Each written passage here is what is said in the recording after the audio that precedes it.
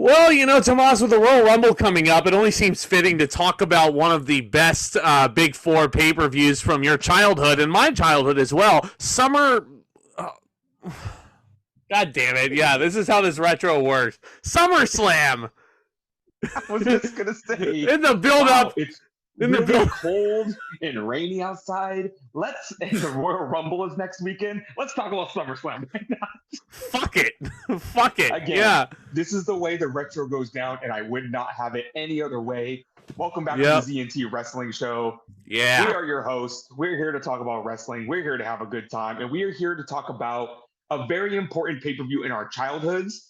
This is SummerSlam 2005, coming from our nation's capital in Washington, D.C., and a lot of references to that in this show, including one segment that made me fucking cringe when I got to it. I'm pretty sure you know what I'm talking about. But the thing about this pay-per-view is, it's a SummerSlam. It feels like a SummerSlam. And on paper, this card should be a dream card.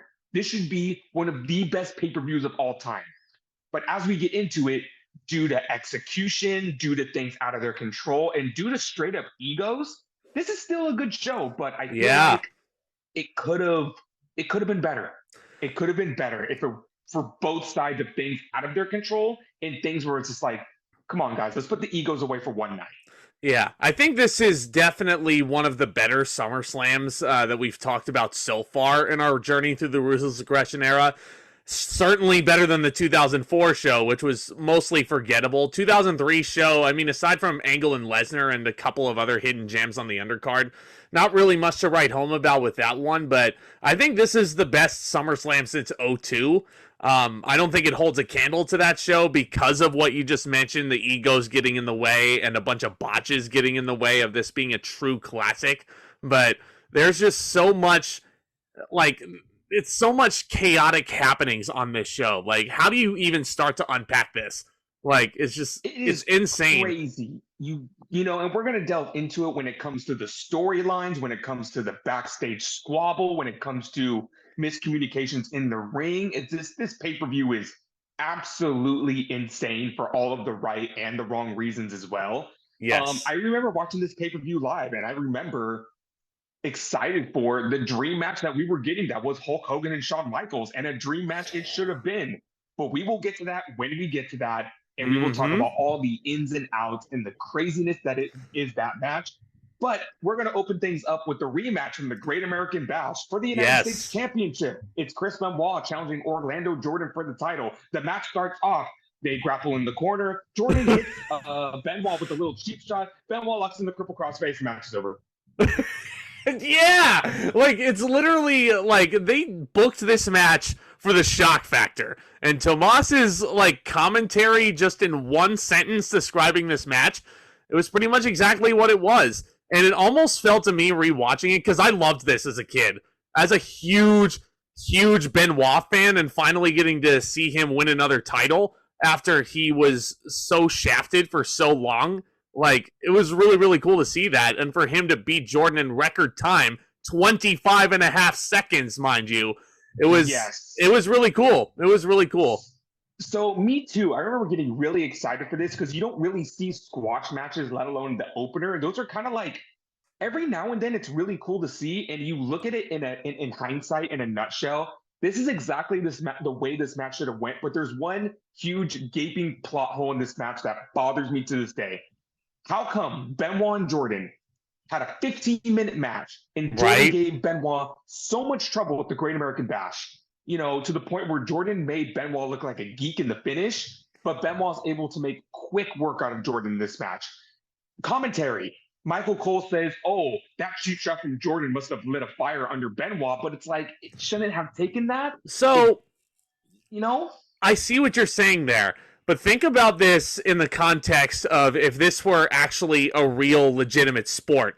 Because let's think about this. Obviously, this is a direct homage to when the Ultimate Warrior ended the Honky Tonk Man's Intercontinental title reign in 1988 at the inaugural SummerSlam. Again, in record time. I know that's supposed to be an homage to when that happened.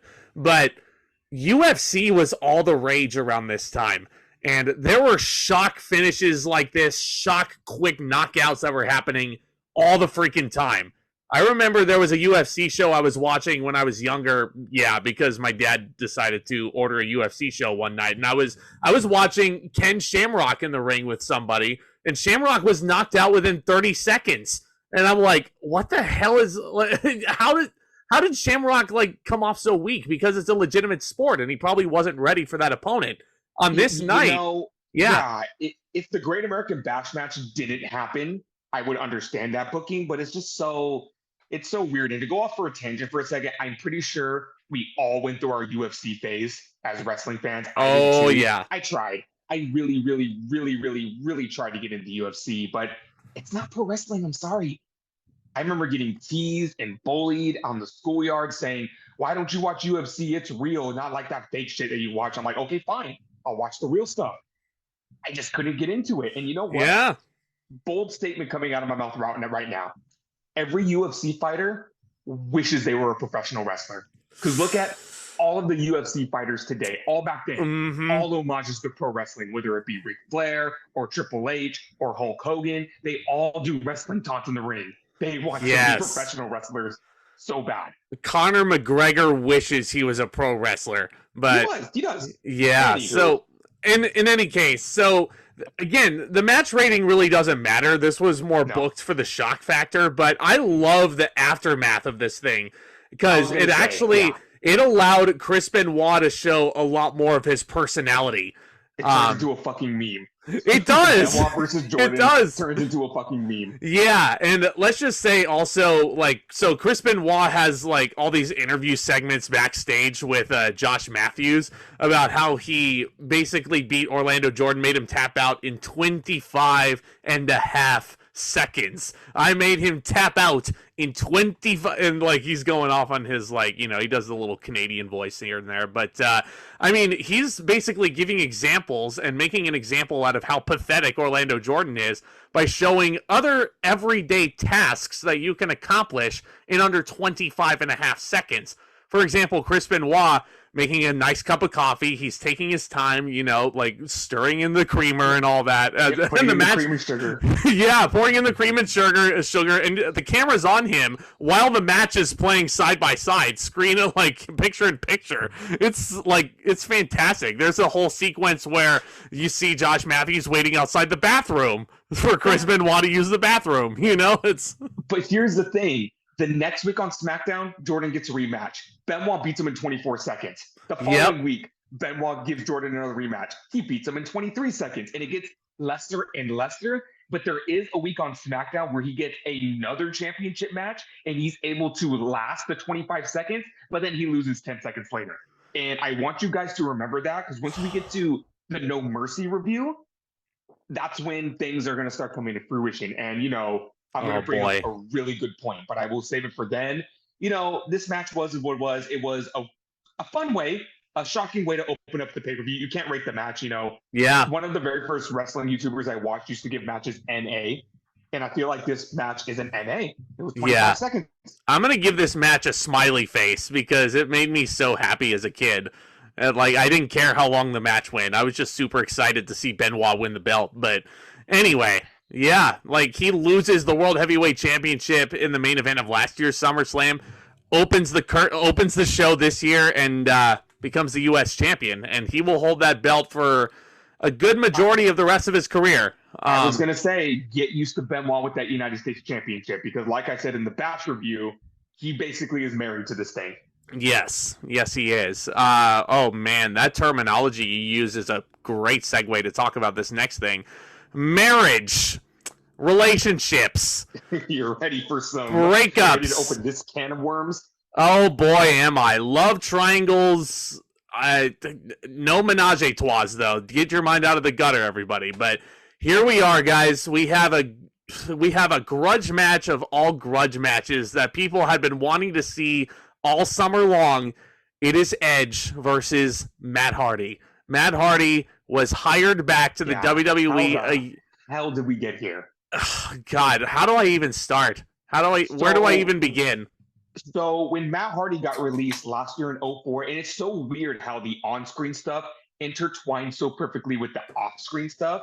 So the last time we saw Matt Hardy, remember, he was involved in that horrendous storyline with Kane and Lita.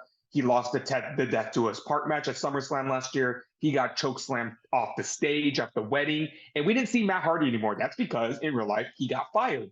Matt Hardy went on to have a short stint in Ring of Honor, but that's beside the point. But while Matt was not with the WWE, he was still in a relationship with Lita off screen. Kayfabe for shoot in a shoot relationship.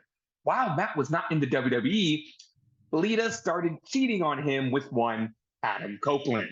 And that whole thing. Edge. So during that whole spiel, it was, back in the days when internet was still pretty new to the wrestling community, there was a show called Bite This. And Lita was straight up asked on the show by a fan, did you cheat on Matt Hardy with Edge? And she said yes. There was this big, huge squabble. It was just one of those. It was drama that was really brought out for everybody to see. So I remember Vince McMahon coming out and no, before we get to the Vince McMahon stuff, in a backstage segment, Edge was just walking backstage and here comes a feral Matt Hardy and just straight up attacks him and beats the crap out of him. To this day, there are out of nowhere. Was that a shoot or a work? Did Matt straight up sneak backstage at the WWE show and beat the shit out of Edge on camera? Or was Matt already signed back to the company? Obviously, Matt was still signed back to the company, but it was crazy because we hadn't seen Matt Hardy in a year. And we know all of this stuff that is going on. And then he just shows up out of nowhere and beats the shit out of Edge backstage on an episode of Raw.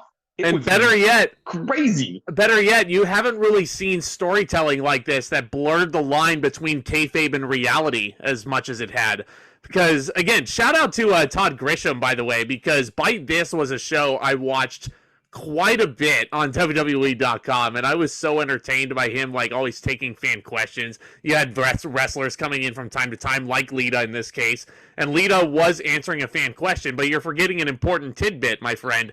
There was a point where Matt Hardy himself actually called into the show, and he was basically calling Lita out on all of her bullshit, and Lita didn't want anything to do with it. And I think there was a point where it got so heated that they actually had to cut Matt Hardy off on the phone, and they actually hung up. They hung up on him. Talk about letting your feelings get the better of you. A couple weeks later on Raw, Vince McMahon came out and he had this huge announcement. I'm going to re-sign this huge superstar. I remember watching this segment with my dad and my brother, and they were convinced it was going to be Brock Lesnar. Because, Vince was really hyping this up. He was really hyping this up as a return. You know what I mean? He said... Too early for Brock Lesnar. I'm sorry. Yeah, I know. But the way Vince was hyping this up was crazy. And he stood in the middle of the ring. He's like, I just re-signed the biggest star ever. And this star is going to go one-on-one with Edge at SummerSlam. And I remember turning to my dad, and my dad goes, Brock Lesnar is going to fucking destroy Edge. And then... Oh, no. It's Matt Hardy.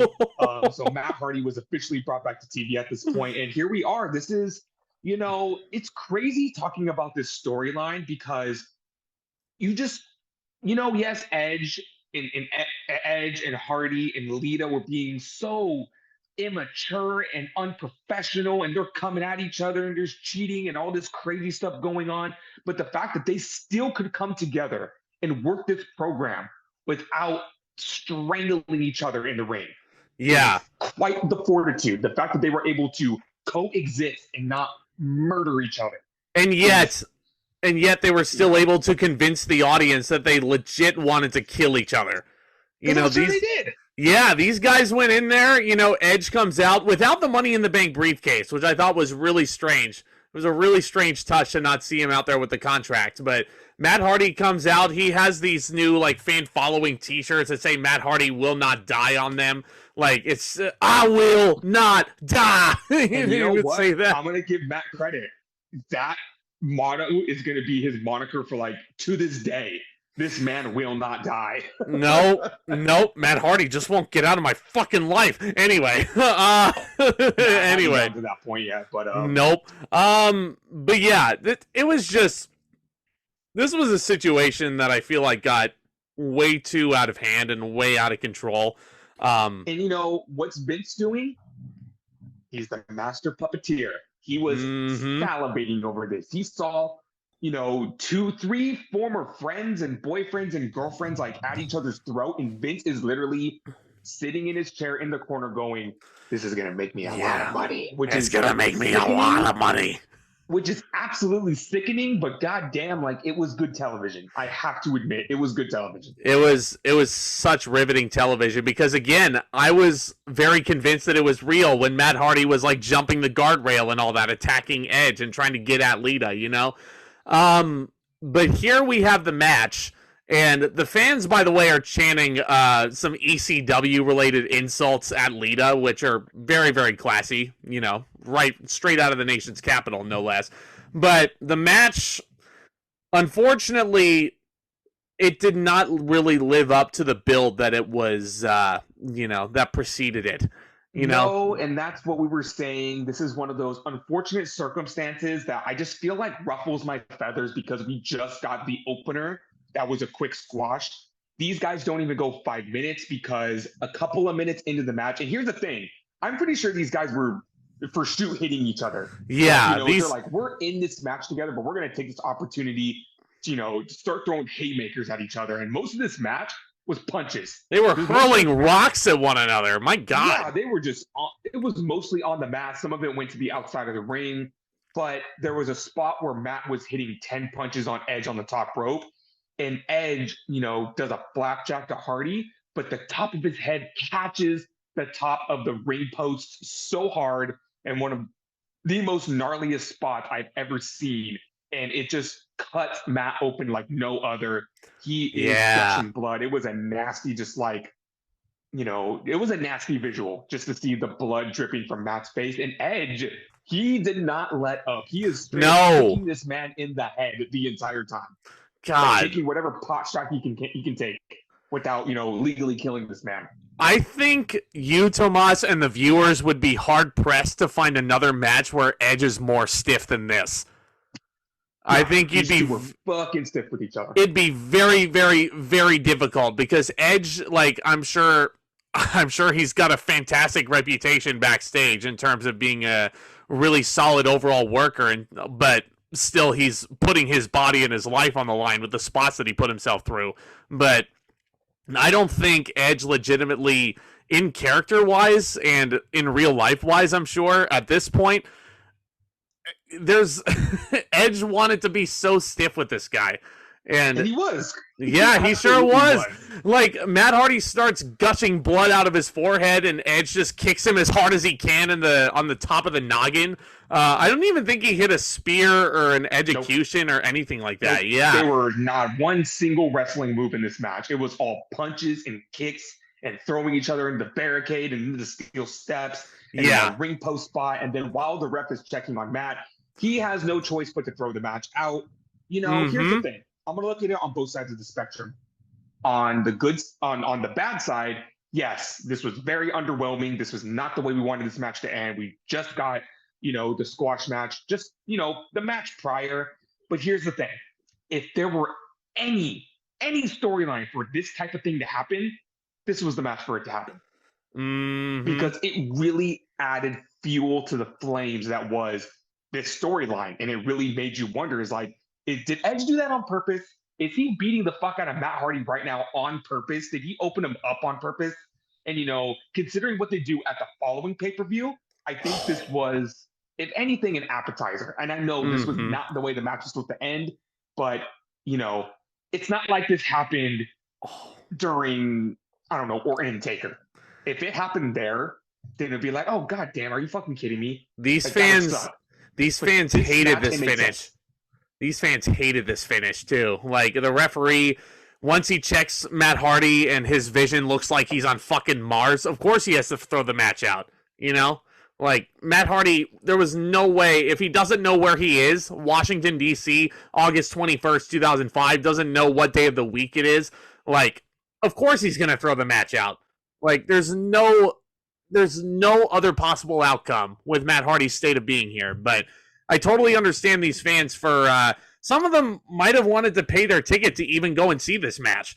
But yeah, like, you know, considering how the last match went, I'd be, you know, I'm sure as a kid, I was very antsy. Just like, can I see a full match now? Yeah. Please. But, you know, this feud is going to kick into second gear at the following pay-per-view, Unforgiven. So stay tuned for that. Can't wait. But here we are. We are almost, and you know what? We're at the end of this feud because they have a couple more matches after this, but they're on SmackDown. So we will briefly go after that after we're done with this match. But here we are, the big culmination of this big feud that's been going on since the spring, probably the best storyline going in 2005, especially on SmackDown. It is Rey Mysterio versus Eddie Guerrero in a custody of Dominic ladder match. That's right. We've gotten to this point, folks. So at the end of the Great American Bash, Rey defeated Eddie. Eddie is supposed to keep the secret, but Eddie comes out on SmackDown the following week and he says, "You know how I said I was going to keep the secret if you beat me? Well, I lied, Holmes." So he says that he's going to finish the bedtime story. Hold up. So basically with Eddie saying that he lied because he's a bastard and he's a heel and he's going to reveal the secret anyway, even though he lost, that basically makes our 4.5-star match last month pointless. Like, yeah, it basically makes it pointless.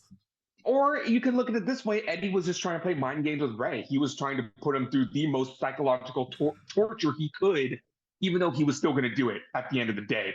Yeah. So what is this big secret Eddie is talking about? What is the ending of this bedtime story with Dominic in the ring with his father, Rey? He finishes the story that Rey and Angie were trying to have a kid. They were trying so hard to have a kid, and they just couldn't do it. So they turned to their best friend, Eddie. Eddie said that they would be the surrogate for his child. So that means Dominic's real father is Eddie Guerrero. Yeah. And it's still kind of alluded to on WWE programming still to this very day. Dirty Dom. Dirty Dom out there. Little Dirty Dom, channeling his father, Eddie Guerrero, with the mullet in the 2000s mullet, and Rhea Ripley, mommy, is like exactly like China in terms of presentation. Recently, Dirty Dom was doing an interview. I don't know if it was on The Bump or I think it was on a radio show, but he was taking questions on Twitter. And one fan asked him, like, "Dom, do you think you could ever make amends with your father ever again?" And Dom goes, "Yes! You know what? I would love to. I would absolutely love to make amends with my father. But unfortunately, he's not around anymore. He's not around anymore. Dom, you son of a bitch. Again, keep that going. You want to talk about memes? This is memed to death. This is memed to death. Look at this fucking match graphic that I'm putting on screen for you right there, like I do every single time if you're watching the video. Look at that match graphic. That is memed for every fucking feud where somebody is caught in the middle of two guys who are fighting over them. Like Brock Lesnar and Roman Reigns in a custody of Paul Heyman ladder match. I saw a meme that said, when was Child Protective Services invented? I think it said 1939. And it says, people before 1939 custody of Dominic ladder match.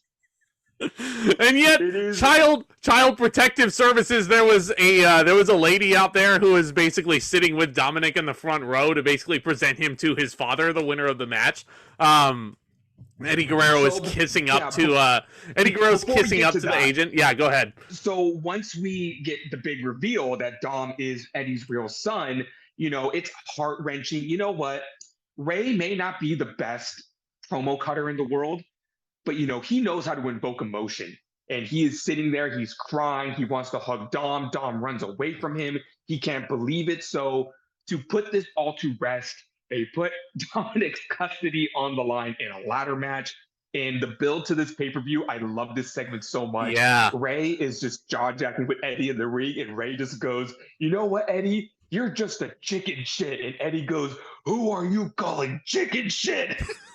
Who are you calling chicken shit, Holmes? It must be a Mexican thing, honestly. Like, I'm trying, because me, I know all of like the little ticks when it comes to being Latino. But every time I hear that segment, I'm just like, that must be a thing. It must be a thing I'm not aware of, because Eddie got so fucking heated. He got so mad.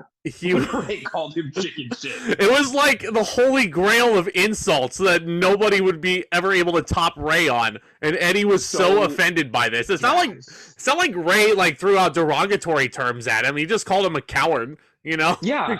So right before the match starts, Eddie is backstage with his wife, Yes. Vicky Guerrero. This Thank is you. the first time I think we've ever seen Vicky on WWE programming. And Mm-hmm. Vicky is trying to talk some sense into Eddie. And, Eddie is saying, I'm so excited for Dom to come home with us. And Vicky says, this isn't about Dom.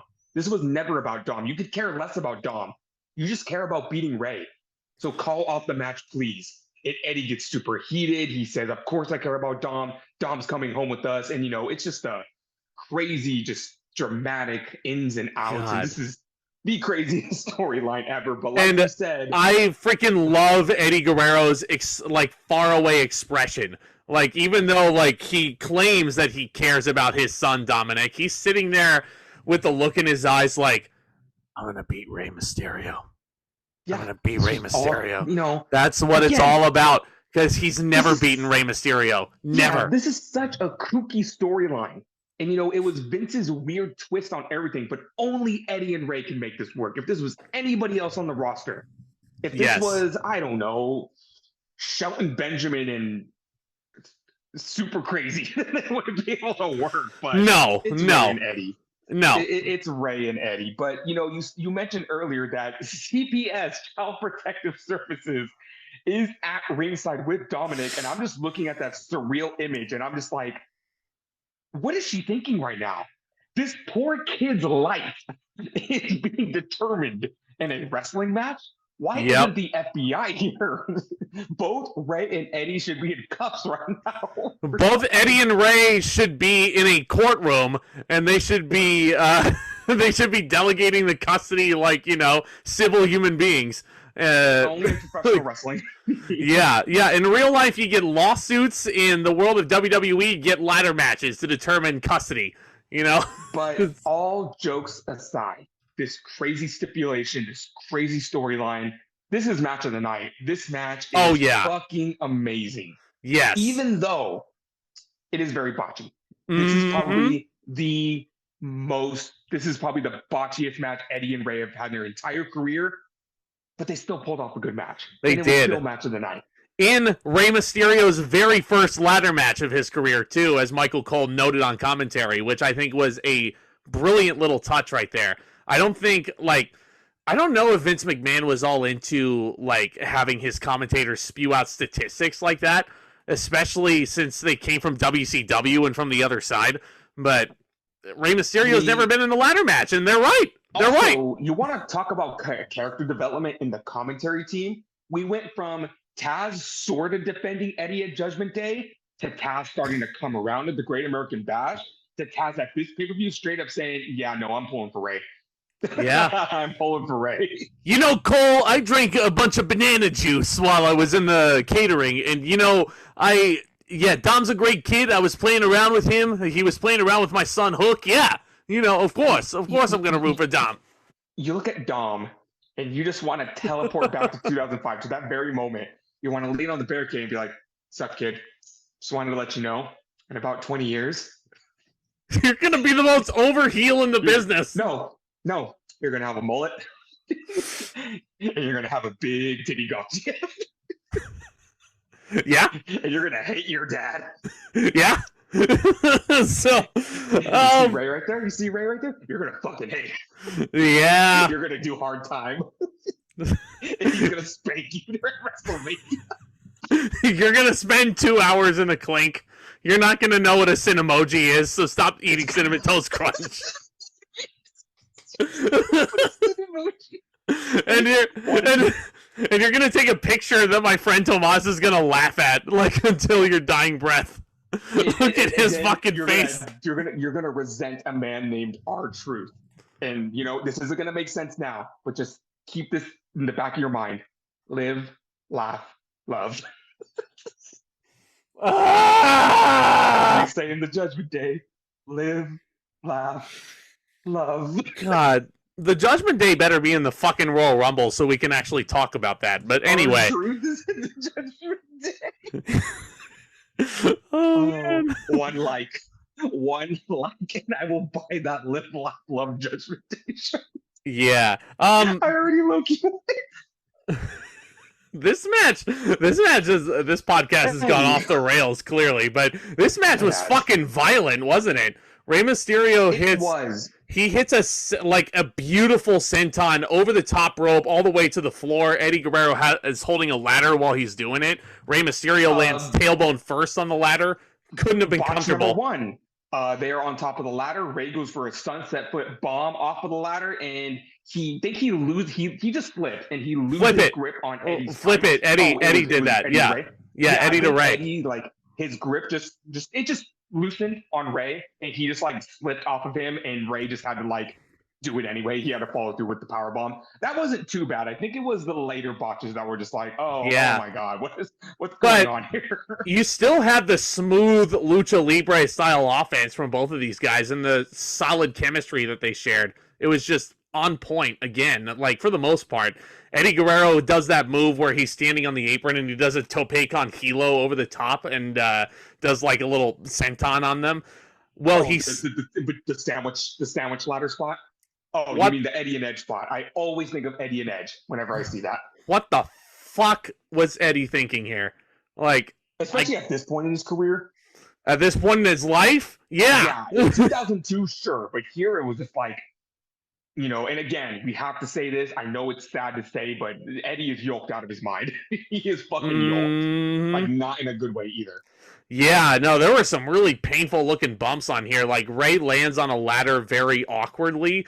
Tailbone first again. Like, I don't know how Rey didn't break his tailbone in this match, but are you talking about when the ladder buckled and they both fell? Oh my god, what even was that? And then probably the nastiest spot was when Rey made it to the briefcase, but then Eddie pulls the ladder from underneath him and Rey is dangling there and Rey drops and Eddie hits the stiffest powerbomb on the way down. Oh, it was beautiful. It was absolutely beautiful. Again, it's crazy to say Eddie had the stiffest powerbombs. I don't know how you do that, but there was nothing like that made you say ow more than Eddie hitting Rey with a powerbomb. Oh, or a tilt-a-whirl backbreaker. Like, those were always so crisp and clean and lovely, and I loved Eddie Guerrero so much. But Eddie starts climbing the ladder as Rey is writhing around in pain on the floor, and the commentators are convinced, this is it. Eddie Guerrero's going to win. Dominic jumps the barricade, and he actually starts shaking the ladder as much as he can at 8 years old, with as much strength as he can muster. And Eddie with the... This is like God. This is Eddie. I wanted to yell out, Eddie, watch out! He's armed. He's dangerous. He's armed. He's dangerous. He doesn't know what a sin emoji is. No, but Eddie, you know, he keeps his composure, even though this kid is clearly a troublemaker and a punk. Eddie is just standing on the ladder and he's looking down at Dom and he's like, no. Yeah, and Eddie, again, just healing it up. He hops off the ladder. He gets in Dom's face, and he's like, what are you doing? Don't you love me, Holmes? Yeah, like, don't you think I could have fell? Like, don't you love me? I'm going to be your new daddy, and there's nothing you can do about it. Like, God damn, Eddie, like, tone it down just a bit. And then he raises his arm to strike Dominic. Rey comes in full force. He beats the holy hell out of Eddie. And I know you love this part so much, so take it away. What happened? Okay, so after Rey Mysterio hits a 619 with Eddie holding the ladder, and then Eddie doing that stiff powerbomb spot as Rey was hanging there, at this point, Eddie Guerrero is taking a very long time and being very blatant about where the ladder is supposed to go on top of Rey Mysterio, because it really does feel like, at this point, Eddie Guerrero has won the match. He has very convincingly destroyed this man with that power bomb.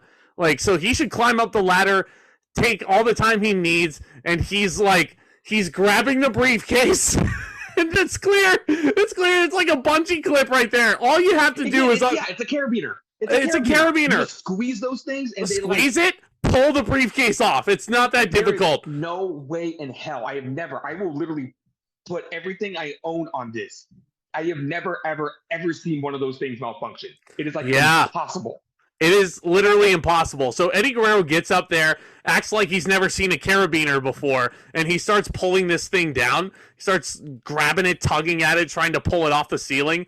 And now he's dangling from the briefcase. It's time. That's where you could tell. That's where you could tell something was supposed to happen. Something was supposed to happen. Something was supposed to happen. Ray starts wiggling, he starts, overpowering it, and he finally gets the ladder off of him. And then Eddie is just dangling there. And honestly, you both look at Eddie and Ray, and they're just like, what the fuck do we do now? Yeah. What do we do? And Eddie is hanging there, and he takes a tumble, looks like he blows his damn knee out, and then he starts banging on the canvas, and the network will cut out this ad-lib from Eddie. Peacock edited this out. He was pissed off, but Eddie was yelling, "Where the fuck was Vicky? God damn it!" So he's screaming at the ref. So in case you couldn't have told, that was Vicky Guerrero's cue to come out, and she fucking missed it. I don't know what Vicky. First night on the job. I said that earlier, didn't it? This was Vicky's first night on the job. Yep, and she's already messing up. So I don't know if Vicky was just getting a snack and she wasn't paying attention. I don't know if she had to use the bathroom. I don't know if you want to know. Maybe one of Eddie's daughters. She ran into Edge backstage. I don't know, but we'll get to that later. We'll cross that bridge when we get to it. Finally makes her way to the ring, and Eddie is yelling at her at this point. He's fucking mad. Oh man, he is he's a stickler for details, man, and he did not appreciate the fact that he had to improvise. But, I mean, again.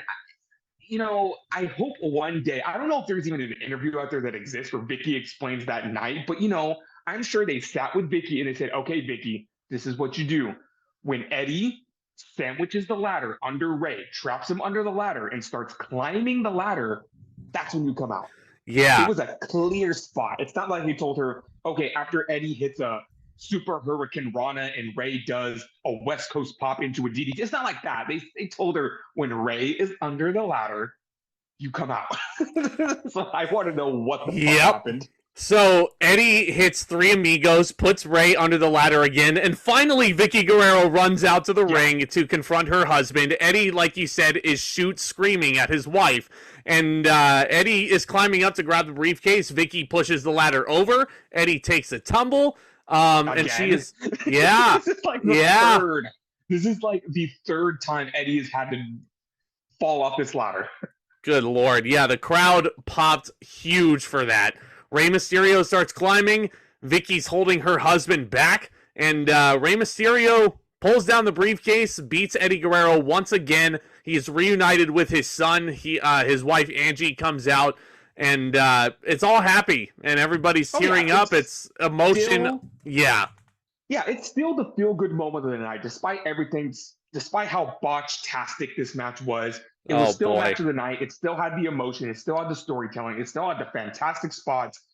It's finally done. This portion of the story is finally done. Ray has reunited with the son, and this is my favorite spot. Okay, so Eddie is still yelling at Vicky in the ring. Vicky leaves. And then Ray comes back in the ring, and just for good measure, he blasts Eddie in the face with that briefcase. Yep. Puts a pin in the feud and just, stick a fork in it. We're done. For now. Because, like I said, they have 2 more matches on TV, not involving Dominic. That part of the storyline is over. It still continues because, they have 2 months until the next pay-per-view. They probably wanted to put these main events on TV just to get, a rating. So the first match, which apparently you don't remember, I think happens a couple weeks later, and they have a fantastic match again. This match is notable because Eddie gets a gigantic bruise on his abdomen, and they zoom in on that the entire match, and it becomes a big factor in the match.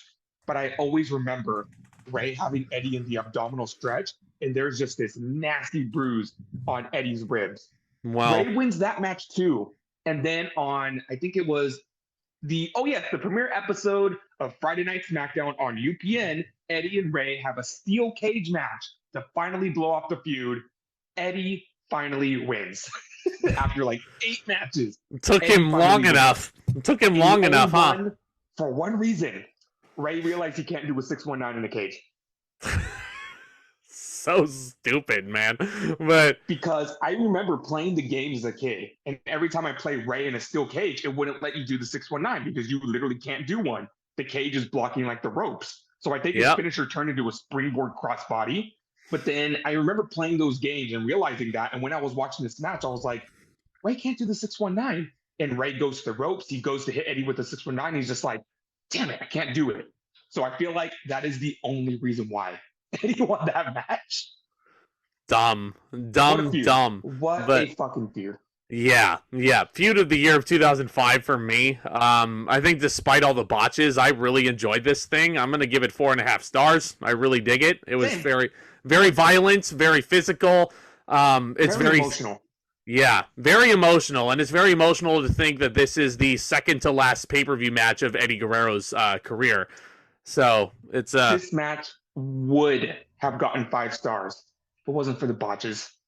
After thinking about it, the botches really stopped this match from being perfect. This is all Vicky Guerrero's fault then. It really is. Well, not all the blame goes on her, but let's say 50% of the blame goes on her. Yeah. It's all good. It's all good. We still got a banger match, but you ready for this one's weird. Yeah, this one's really weird. We do get an interview from Chris Jericho at this point, and he's in full heel mode, getting interviewed by Todd Pissum before the WWE title match. Jericho is basically saying, people are forgetting that I beat The Rock and Stone Cold Steve Austin on the same damn night. Not like you haven't reminded us like a billion times since it happened. This entire retrospective so Jericho. far. Yeah, whatever, Jericho. Why don't you go ask one of the female talent to meet your hotel room later? Anyway, up next, you mentioned this was a weird one. This is a very weird one. Young Master Eugene versus Kurt Angle. What the fuck? Eugene versus Kurt Angle. Fuck did we get here? I'll tell you how. So Eugene made his grand return after his knee injury at New Year's Revolution. He's finally back, and WWE is ready to just resume business as usual with him. Kurt Angle is now on Monday Night Raw, as we said, as due to the draft lottery. And Kurt Angle is doing a brand new challenge on Monday Night Raw. He is putting his gold medals on the line to anyone that can last 5 minutes with him in the ring. It turned into a squash showcase where everybody just falls to Angle in like a minute or so. When Eugene makes his return, Eugene lasts the 5 minutes with Angle somehow, and he wins Kurt Angle's gold medals. He does. Crazy. He does. Yeah, that was a crazy image on WWE.com with Eugene in his jacket, and he's like he's flexing like he's Superman, and he's wearing Kurt's gold medal. It's like, that's a surreal image that you never think you'd see. But I believe that was a continuation or a variation of the Kurt Angle Invitational that he was doing on SmackDown. I think they had time limits when he had it on SmackDown, but it wasn't. Maybe, but I remember it more on Raw than I do SmackDown. Yeah, but Eugene, I believe in his hometown of Louisville, because that was another gimmick, is that Kurt Angle would beat people in their hometowns in the Angle Invitational. Eugene lasts 5 minutes. It's like he's Spider-Man up against Kurt Angle's Bonesaw, and he ends up winning the gold medal. And this match is 5 minutes. Yeah, this is a rematch for Kurt Angle's gold medal. Kurt is trying to win it back. Go ahead. Before we get into this, there is one more thing that happens on Raw, which in my opinion is the last thing Eugene ever did that was entertaining. So Eugene has an invitational for the gold medals, and Angle comes out to answer the challenge. And Eugene goes, "What's your name? Where you from?" And Angle goes, "What's your name and where you're from?" Angle's like, "You know who I am. Those are my medals." And Eugene just keeps saying over and over, "What's your name and where you're from?" You suck. You're a former WWE champion. Yes, I know. Yes, I know. Suck. Oh man, this is a match 9 months in the making from that forgotten Survivor Series segment, huh? And you know what? If what I'm hearing is true, poor Eugene. Forget, this is not the Eugene that went in as the plucky, lovable underdog going up against Triple H last year at SummerSlam. All of that magic that we got from Eugene is gone because this crowd hates Eugene. They are over the gimmick. They don't think it's believable anymore. And they want Kurt Angle to go and slaughter this poor kid. Like, they want Eugene to be the lamb led to slaughter. The crowd was making very vocal. You're being way too nice about that. This crowd wanted to see Kurt Angle take on this special needs challenged young man and fucking like bully him and beat him to smithereens. These people should be ashamed of themselves for booing Eugene. Every time Eugene went on offense, every time Eugene kicked out, the crowd would boo. Yeah, they wanted none of this anymore. It sucks because this match was surprisingly really solid. Both of these guys only went 5 minutes. Yeah, for 5 minutes, I mean, you can't really rate the match above 3 stars because of that, and I'm actually going to give the match 3 stars because that's as good as I can give it, but man, these two did a lot with 5 minutes. Kurt Angle was hitting German suplexes everywhere. I don't think Eugene's cheerleader, Christy Hemme, got involved. No. I don't think for some reason, Christy is Eugene's cheerleader now. Just to give him a girlfriend briefly, so short-lived partnership there. Eugene is hitting the rock bottom. He's going for the people's elbow. Kurt thinks better, and he clotheslines Eugene. Yeah, that was the spot I realized it, because Eugene's going for the people's elbow. They're booing the hell out of him. Angle blasts Eugene with that clothesline, and the crowd comes unglued. Like, they were behind Angle like he was wrestling for the WWE Championship. Yeah, Angle was the wrestling machine here. He really was. It was just awesome. Awesome to see that. And that's the thing. The match was pretty good. They had very good chemistry for each other. Yes. Angle was selling for Eugene. Eugene was bumping for Angle. And I need to ask you this. Why do you think the magic was gone with Eugene? Do you think it was because he was gone for so long? Because maybe it looked like WWE was ready to pick up business where it left off. Eugene had the big moment with Muhammad Hassan at WrestleMania, and he still had to be gone for a while. But now that he was back, like, why do you think the crowd just turned on him like this? They were just sick of the gimmick? I think so. I think they thought the gimmick grew a little bit stale. I mean, here's the God's honest truth, guys. People with special needs, that doesn't change. That never leaves them for the rest of their life. And as long as Eugene was on your television screens, what he was going through, that was never going to change either. Okay? Yeah. Like, here's the thing. Now, since we're on the topic of it right now, so we're not going to be talking about Eugene on pay-per-view for a very long time. This is like... Well, he's at Taboo Tuesday, actually. He's at Taboo Tuesday. Oh, that's right. Yeah. We're nearing the end of it. So let's talk about what Eugene kind of does after this. He kind of flounders for a bit, but they just have nothing for him after this. He trades the trademark, the white coat and the blue tights for superhero pajamas, and they're really laying it on thick a little. After Vince McMahon shaves Eugene bald in the build-up to the Battle of the Billionaires, that was he puts on superhero pajamas, and they're really laying it on thick. Like, it goes from being special needs and plucky autistic underdog to he's a little child, haha, make fun of him, he's a child, look at him, he's throwing a tantrum, he wants his way, and all that. He's a heel. It goes from being endearing to just why are you just why it's just not in the fault of Nick Dinsmore at all, because I'm sure none of this was his fault. He's doing his job. Vince saw that the crowd turned on him, and they were just it was just it's so weird. The gimmick was so endearing. It was. Even here, it was still endearing. I think it was. It died for me. Yeah, I want to say it died for me when he got his head shaved, but when he started wearing the superhero pajamas, I was like, okay, this ain't it. You could have been, it was so subtle in the beginning, but when they were so on the nose about it, and when he started throwing the temper tantrums and started saying I'm special, just I don't know. You lost me. You lost me. So, with that being said, I mean, these two wrestle a pretty solid match for 5 minutes in the time they're given. Eugene gets a really, really good near fall off of a Stone Cold Stunner, which Kurt Angle has always sold beautifully. When you think of the results of a Stone Cold Stunner, what Kurt Angle looks like, that's what you should look like after every Stone Cold Stunner. Oh, yeah, like I said, Angle sold for Eugene. He did. Kurt Angle makes a fiery wrestling machine rampage. I think he hits an Angle slam. I don't remember, but I just know he makes Eugene tap to the ankle lock, and he basically Chrissy Hemme is back in the ring. She's consoling Eugene there. Kurt goes outside. He grabs a steel chair, and JR JR thinks the worst. He assumes the worst. He's like, "Oh, Kurt, you've already proved your point. Don't beat him up anymore. Get out of there." But he's basically pointing at Christy, telling her to get out of the ring so Kurt can have his moment.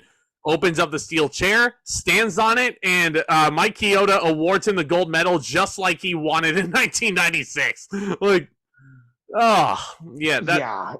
It was, both of these guys did their job very well in this match, considering the environment that they were in and considering what, the time constraints that they had. I'm going to give the match 3 stars. And, again, I'm still thinking about the trajectory of Eugene at this point. It was clear that WWE had plans for him, even past the Triple H stuff, because he, won the tag team titles with William Regal. That was like one of the most endearing tag teams and like the feel-good moment of the year. And you know what? He was never gonna win like the WWE Championship. No. But you know what? I could have saw him winning the Intercontinental title. I really could have. That could have been feel-good moment of 2005 if he would have not gotten injured and I don't know, beat Carlito for the Intercontinental title. Him and Carlito would have had a fucking banger match too. I'm fully convinced of that. Banger, but it would have been good. I think it would have been a banger match because Carlito's awesome. Yeah. But anyway, or like one last thing about the Eugene thing. I know another moment they lost me because you know how much like Eugene loves Hulk Hogan and Stone Cold Steve Austin and The Rock and Junkyard, like all the classic wrestlers. The minute they made Eugene the John Cena cuckboy, I was like, nah, you lost me. You fucking lost me.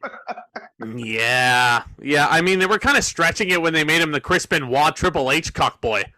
Like they were kind of stretching it thin. More than when Triple H was Eugene's favorite wrestler of all time, that was like character development to me. But it was still he's like fanboying over John Cena. He's like, oh, John Cena, he's my favorite. It's like, you lost me. You fucking lost me. It's still one of the funniest moments in Raw history when The Rock is asking Eugene, "Who's your boy standing in the middle of the ring? Who is the people's champ? The Rock is! And who is your favorite wrestler of all time? It's Triple H!" I knew Eugene was going to say that too, because in that training montage, he has a Triple H water bottle. And he imitates doing the spit. And I think he even said in that segment that he loves Triple H. And I'm just reminiscing on good Eugene moments. And, get used to it because Eugene's actually going to hang around until like 2007. So he's going to he is. We're not going to be talking about him a lot. Kurt Angle is going to be very prominent throughout the rest of 2005, though. So strap in. Everybody strap in there. And Eugene's going to outlast Angle in the company, actually. I didn't even think about that. That shit. I don't want to cross that bridge just yet. But in any case, we have a pretty good matchup next, don't we? Or is this where we get the segment? Is this where we get the awkward Vince McMahon segment? Oh my God, I'm cringing just thinking about it. So because it's 2005, we have no women's championship match because the women's champion is injured and decided to take her title with her. So what do we have instead? We have all the divas in bikinis watching the limousine. And the limousine says, President of the United States. And the window comes down. And it's Vince McMahon. And Vince looks at the camera and he says, hey, why not? And I think the sticker says McMahon for president. I am ashamed of myself for marking out for that as a kid. I am ashamed of myself for seeing that and going, yeah, that's a good idea. Yeah, because this is before Obama took office, too. This is still when this is after George W. Bush won his second term. Like, yeah. How dumb were we? Name a more narcissistic man than Vince. Oh, I can. Donald Trump. Yeah. We don't like to get political on the ZNT wrestling show, but those two were made for each other, I swear.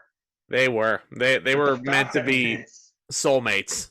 Went on his fucking pay-per-view and actually gave the very idea that he would run for president. And you know what?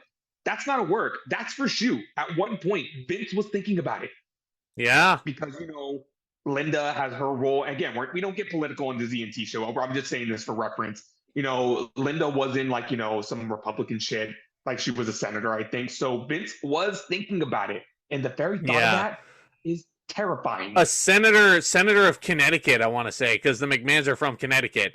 And she actually did spend some time as part of Donald Trump's candidate when he was in the White House, I believe, as the... Oh, God, no. What was her title? I'm going to look this up. While we're at it, while you talk about the next match.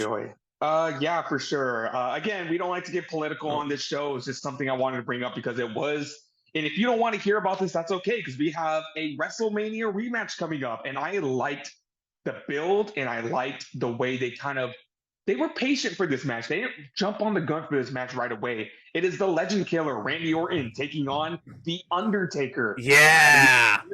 Randy Orton, after WrestleMania, got absolutely obliterated by Batista on an episode of Raw. After that, he took some time off, and he didn't come back until he was drafted to SmackDown. He attacked the Undertaker to resume that feud. And when I saw Orton show up on SmackDown, I'm like, oh, that's perfect. That is absolutely perfect. There was nothing left for him to do on Raw. He's in this feud with the Undertaker. It's time for him to be on SmackDown. Well, on Raw, he would have been lost in the Evolution Shuffle, which sounds like a really fun dance. But in any case, by the way, before we continue, I did look it up, and Linda McMahon was the administrator of the Small Business Administration under Donald Trump. So, there you go. Know what? Linda McMahon could eat a rotten fish sandwich that's been sitting in the sun for a few days. That was cooked up by Miro. Anyway, so yeah, by CJ Perry after surgery. Undertaker versus Randy Orton. This is another fantastic 2005 feud. This match and this follow-up, like, it's so weird because after that cringe segment, you don't get a video package. It just cuts straight to the arena and the gong hits. Like, that was always so bizarre to me that it cuts right to Undertaker's entrance, you know? And the build to this match introduces a new element, something that I honestly was waiting for after finding out that Randy Orton, I mean, as a kid, you don't know this, but Randy Orton being the son of Cowboy Bob Orton, I was wondering when Cowboy Bob was going to make his presence known, like, in his son's career. And this is where it was. Cowboy Bob comes out to confront The Undertaker, just saying, please don't hurt my boy. He has such a bright future ahead of him, just to show that Bob. That was before WrestleMania. It was? Yeah. It was like the go-home segment before Mania, because Cowboy Bob interfered in that match. Cowboy Bob was a part of this build, too. I don't think so.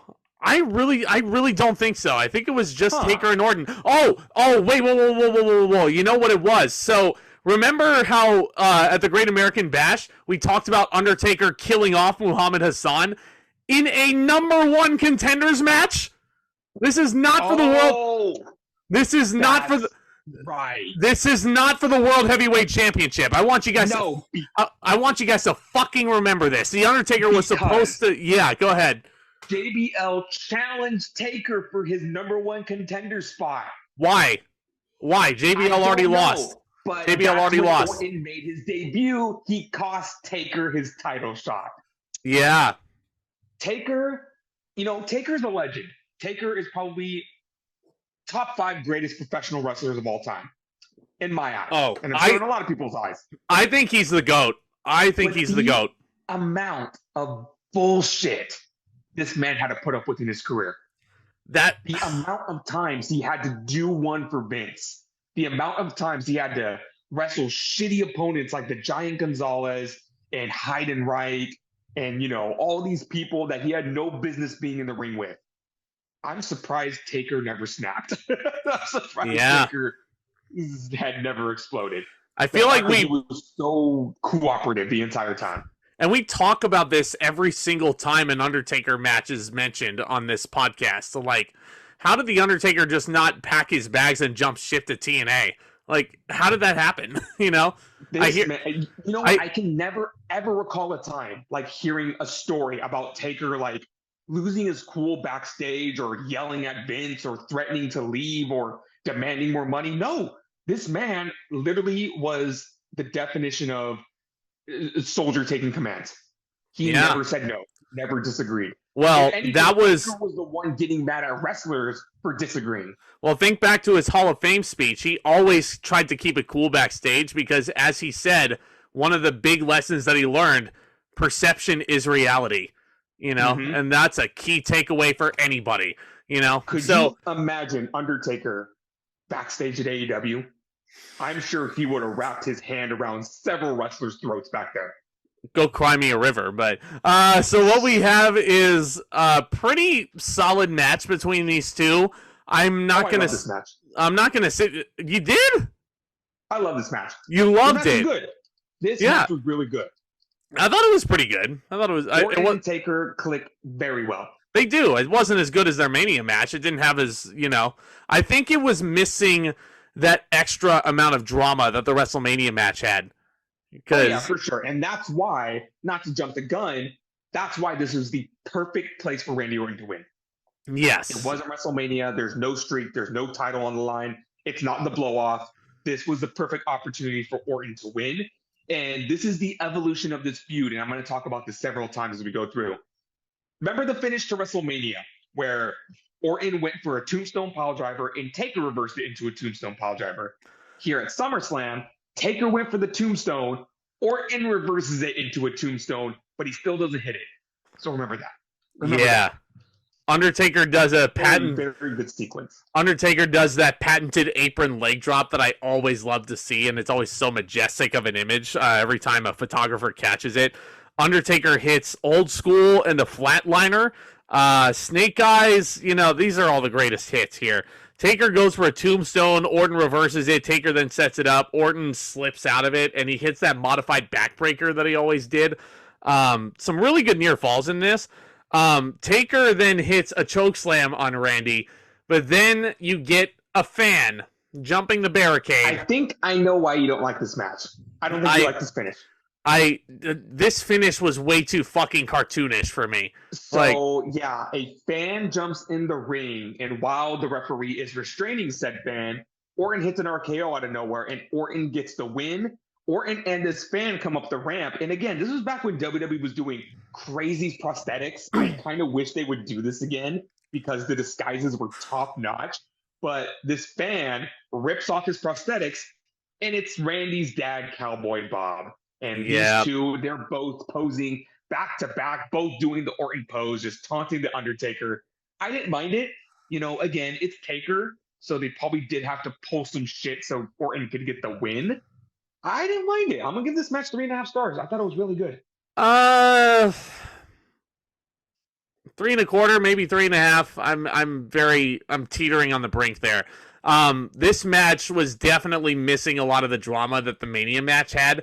Wasn't as exciting as the Mania match, and the ending I found very over the top and cartoonish, if I'm being completely honest. It was... Why cartoonish?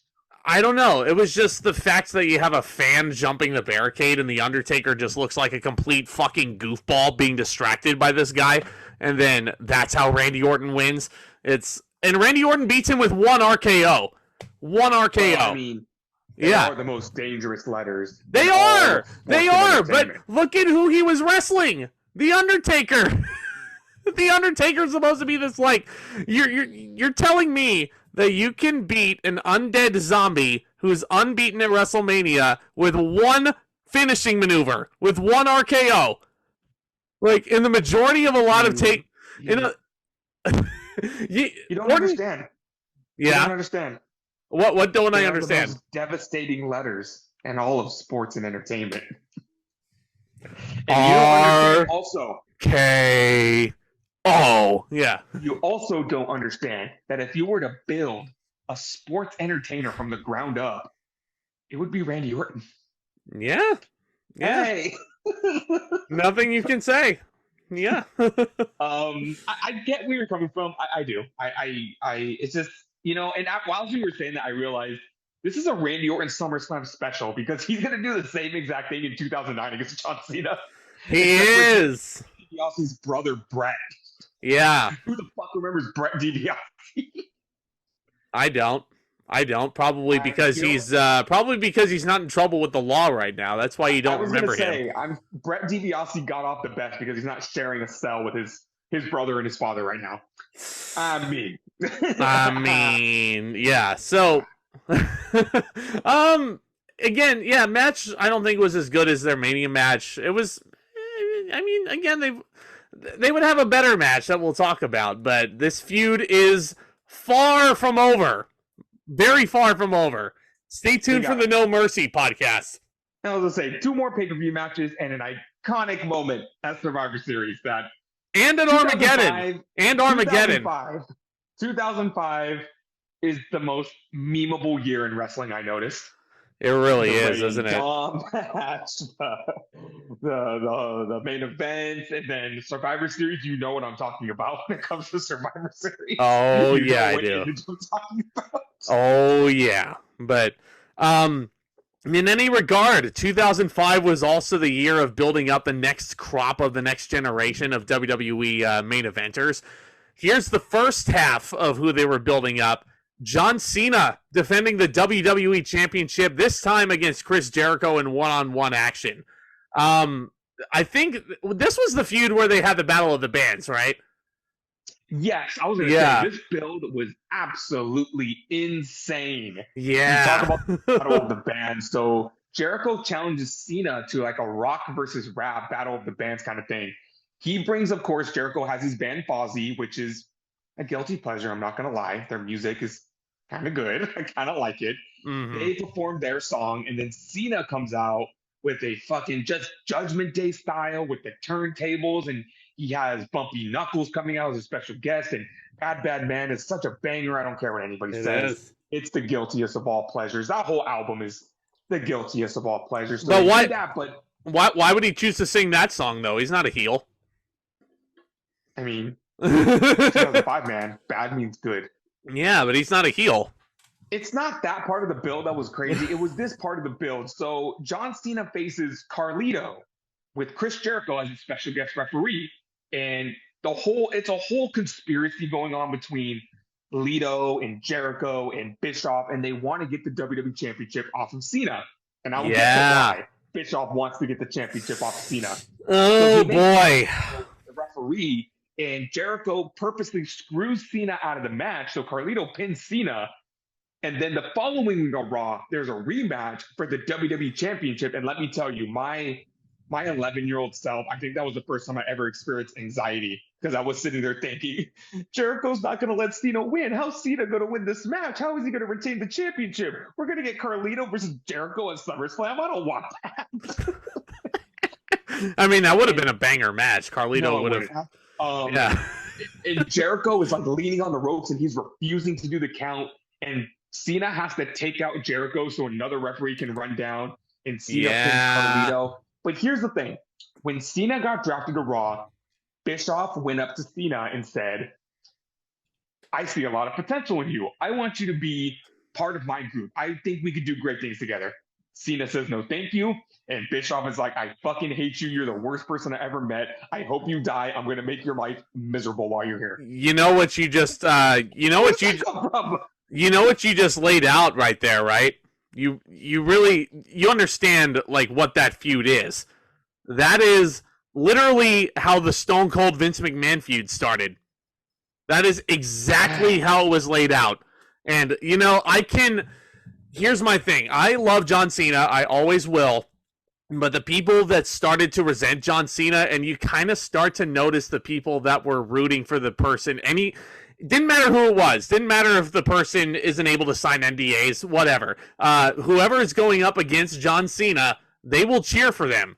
It's because, you know, it's not John Cena, and he's not being force-fed down their throats. But it's because no matter what, they tried too hard to make him like The Rock. They wanted him to be funny like The Rock. Or they wanted him to be super heroic like Hulk Hogan. Or they wanted him to be anti-authority like Stone Cold. It's like, let Cena be Cena. Yeah.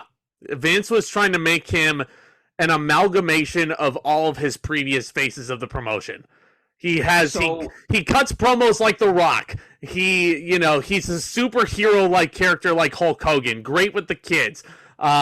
He's booked in an anti-authority feud against Eric Bischoff, just like Stone Cold Steve Austin was. You know? Here's the thing. It's just like, I don't think Cena is the right person for the anti-authority role. Because let's look at No, absolutely not. So let's look at some examples in the future. Let's look at Roman Reigns. No. I'm actually thinking like not that far, but let's go to 2012. CM Punk and John Laurinaitis. I thought they had an excellent like chemistry when it came to like I like that anti-authority. That felt more like Austin Vince. But then they split into that role, and you know what? It wasn't cool anymore. I like Punk and a lot more than Cena and Laurinaitis. Cena versus Bryan Danielson versus Authority. Awesome, loved it. Little short bearded man being held down by the Authority, and he fought his way to win the championship of Mania. Loved it. They slid Cena into that role. It wasn't cool anymore. Cena is not an anti-authority guy. If anything, in an alternate universe, Cena would have been better as corporate Rock. Yeah. The corporate champion. In an alternate universe. I understand, and that ship has sailed. It's never going to happen. But if they were trying to make Cena like an Attitude Era character, he shouldn't have been Stone Cold.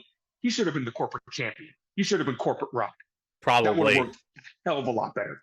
Yeah, and he cuts great heel promos. Anybody who had never seen John Cena in OVW as the prototype definitely cut fantastic heel promos. But anyway, that ship has sailed. It's only hypotheticals at this point. Cena's a babyface.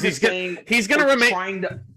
He's going to remain a babyface for the rest of his career. So, I mean, it's kind of pointless for us to kind of go off and be like, what if this happened, We're just trying to figure out why people didn't like Cena.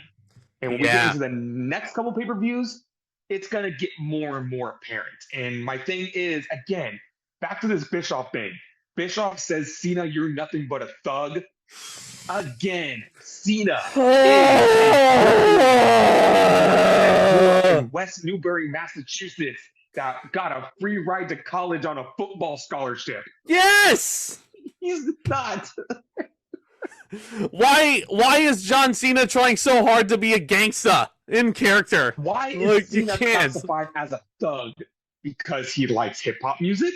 Because he likes to wear retro clothing? You see? Because he's I told you guys. I mean, I tried to take John Cena's chain away from him because that's cool, but he's a thug, Carlito is mid. Oh, fuck you. He's not mid, but this match I thought was very good. This match had a lot of heat, a lot of drama, some great near falls throughout it. I definitely could have seen a little bit more out of this match, where it's still definitely the second best match on the show, in my opinion. But I think it could have very easily hit that 4-star level, because at this point, it just feels like one of the competitors is a little bit laid back. It's like he's leaving the company the next night. It's, I don't know. It's a little weird. Because, it just seems like somebody's not putting their full effort in, like their contract's up. I would agree with you, but we can't talk about that. Oh, that's non-disclosure, right? Why do NDA? Yikes! Yeah, we're never gonna let him live that down ever again. I talked about in the Vengeance review that Jericho and Christian Cage really carried that triple threat match, and I can understand why people didn't like Cena. You want to try that again? This match was like the exact opposite. Like I thought Cena held his own very well in this match. Mm-hmm. Jericho made him look fucking great too. Made him look like $1 million. And that's the thing. Jericho didn't carry this match. If anything, Cena was doing a little more of the heavy lifting. And we will talk about that in a little bit to why Jericho maybe wasn't pulling his weight in this match. Nope. Cena goes for an FU. Crowd is really into the near falls as Jericho counters the FU into a DDT. Some great reversals out of the walls of Jericho. Jericho starts working over Cena on the outside. There is a dueling "Let's go Cena, let's go Jericho" chant, which honestly doesn't have as good of a ring to it as another iconic chant that we'll get to. I was gonna say, why don't they just say Y2J? Right? Yeah. Let's go Jericho. Jericho. 3 syllables. Practice good English, fans. Could you imagine if the Cena Sucks song existed in 2005? That probably would have gotten way over, and Cena probably would have turned heel like within the next couple years. But John Cena rocks. John Cena rocks. Cena does the he does rock. Yes, he does. He does. Cena does the "you can't see me" like he's going for the 5-knuckle shuffle. Jericho locks in the lion tamer, and that should have been fans. Cena's special ability. He should have did this, and he would have turned invisible. That should have been his special ability. God damn it! Come on, he can activate it once a match. God damn it! That's his camouflage. It's Miles Morales has camouflage mode. John Cena has "you can't see me" mode. Cena does this, but Batista just stands completely still. Yeah. We'll get to that in the next match. But Jericho slaps on the lion tamer. Fans were really wanting John Cena to tap out, but judging the fact that he didn't quit in the match against JBL, he was never going to tap out. There was no way. Has Jericho actually ever tamed a lion? What? I don't think so. Yeah, so that's he shouldn't lie about that on his resume. Get out of here, you idiot. And this is very, very random, but I have to say, it has to be said. Will Ospreay, he needs to know this. It is very irresponsible to let a tiger drive. Mm-hmm. It is very irresponsible. Yeah, so Jericho hits a lovely belly-to-back suplex after reversing an avalanche attitude adjustment. Really, really, really great drama and near falls towards the finish of this thing. Jericho gets a charging start. Cena lifts him up like he's going to go for a backbreaker, and it's a beautiful transition and hits Jericho with the FU. 1, 2, 3. John Cena retains. And the crowd, it's a creative finish. The fans were into it. I'm going to give this 3 3/4 stars. I thought it was a very good match. I'm going to match it. Match it. Yeah, no, Cena. I mean, this is like quintessential, like bread and butter Super Cena here. And when you have a great opponent like Chris Jericho, a great wrestler like Chris Jericho standing on the other side, you're going to get a really good match. And that's exactly what they had. We call Shawn Michaels Mr. WrestleMania. I think it's fair to call Cena Mr. SummerSlam because his best match is always at SummerSlam. You think so? Okay, 06 so against Edge, 07 against Orton, 08 against Batista, 2011. Those were all right. No, I don't want to say 2011. Those are all right. 2013 against Danielson. Yeah. I mean, there's that. Rollins. I mean, 2016 against Styles. Case closed. Well, I would say I'd make a case more for Brock Lesnar to be Mr. SummerSlam, but anyway. Okay, fair enough. I really dug this match. It's my second favorite match on this show. 3 3/4 stars. Again, it's a really good world title match.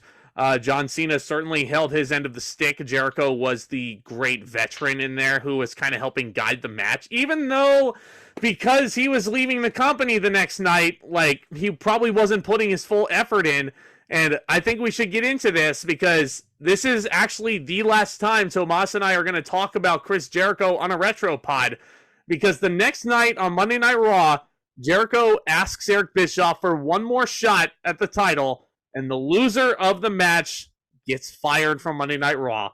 And lo and behold, John Cena defeats Chris Jericho again in another very good match. Eric Bischoff starts calling Jericho useless, and Jericho is carried out of the arena by security, all as he's kicking and screaming and throwing a little pissy fit.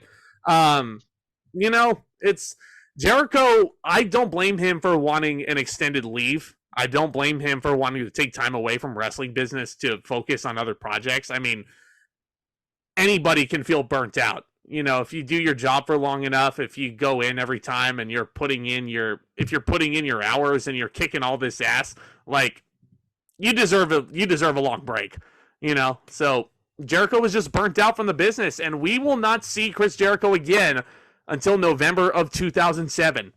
And it's going to be the craziest thing in the world that brings him back. Yeah. Oh, you don't say. It's quite the top. Yeah. You cry funny.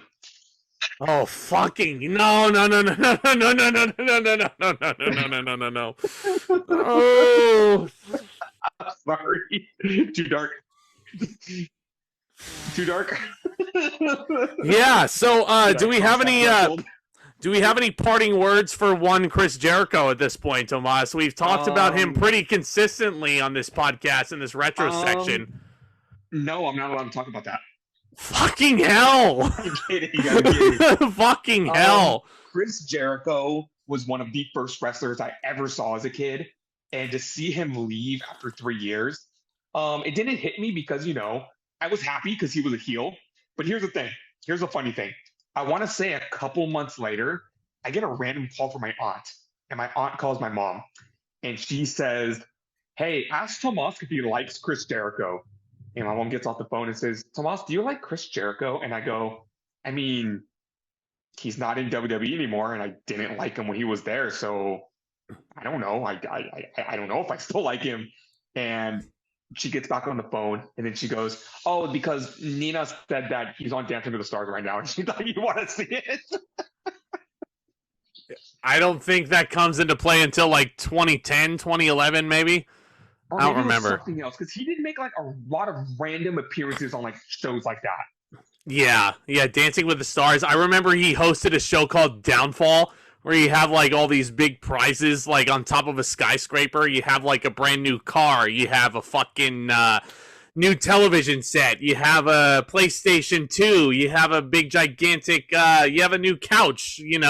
And they would answer trivia questions, and all these prizes would be on the conveyor belts. And as the timer keeps going, the prizes start falling off of the roof, and then just it's for that visual. It's for that He visual. did a lot of random gigs like that. Mm-hmm. Yeah. And, again, if you would have asked me a month ago how I felt about Chris Jericho, I would have had a lot of great things to say about him. But now, we all know. Know. Let's just say. Well, we can't talk about it. Be okay if I see him. No, we can't talk about it. Sorry. Yeah, we can't. We can't talk about it. But I'll leave it at this. I definitely found it weird. And there was a point around 2006, maybe early 2007, where I was like, I wonder what Jericho's up to. It was like, it just got to that point. Randomly saw him on TV, like on random TV shows, like in that span. Like he was just like, fuck it, I'm going to do whatever I want now. Fuck it. Yeah. Might as well. Might as well. You know what we can talk about? So what do you want to talk about? We can talk about... Sorry, random. I get distracted by the randomest thing. We can talk about the SmackDown main event for the World Heavyweight Championship and a no-holds-barred match. It's hometown boy Batista defending against JBL, and oh my God, this was a million times better than whatever the hell they did at Great American Bash. Yes. It was still... I don't want to say it was a fantastic match or anything like that. This was definitely a lot more fun to watch. I don't think these guys even got more than 10 minutes on this. Yeah, they got 9 minutes. Jesus, yeah. World Heavyweight Championship match only gets 9 minutes on pay-per-view. But Batista is making his entrance. I Walk Alone, of course, blaring over the PA systems. He's the hometown boy. Fans are giving him a pop. Yeah. He got such a warm reception. It's crazy. This match, like, it's bedlam, pandemonium from the opening bell, because Batista is doing his pyro thing at the top of the ramp, and he's firing them all off. And as soon as the pyro finishes up, JBL is there to meet him, and they're fighting in the ramp, and the match starts in earnest. Batista and JBL are brawling up the entranceway. They're just hitting each other on the barricades. They're breaking through the barricades from the inside of the crowd. Like, this is exactly what a Batista and JBL match needed to be. It's chaos. Was just, I don't know if I just liked the match or I was just so relieved that this was nothing like the match they had before. These are 300-pound behemoths in a brawling environment. Of course there's going to be a mess at ringside. There has to be. Barricades. They're smashing each other into ring posts. JBL chokes Batista with a leather belt, and he whips him with that. Like, this is exactly what this match needed to be.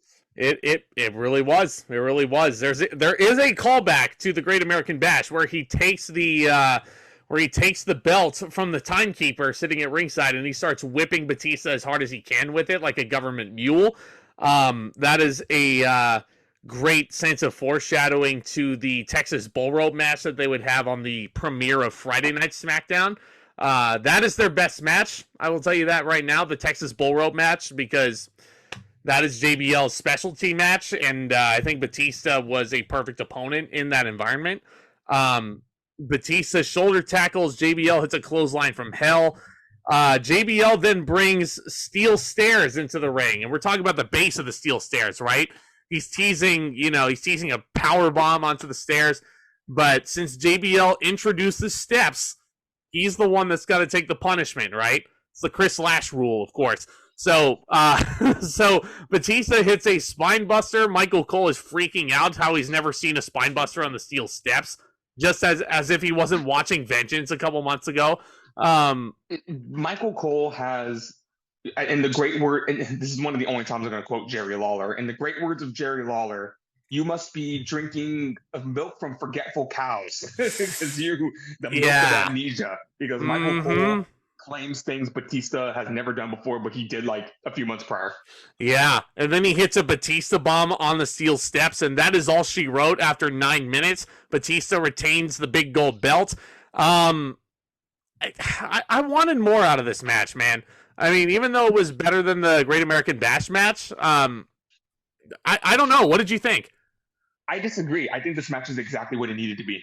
Okay. All right. We got that long, 20-minute bore fest at the Great American Bash. This is exactly what it needed to be. It was fun. It was exciting. You know, my eyes were glued to the screen every second of the way. They had some interesting spots, and they had a really fun ending, and the crowd was really into it because Batista was a hometown guy. It felt like stars. Okay. I don't know if I can give it more than 3, if I'm being honest. Just because I felt like it's not their batch match.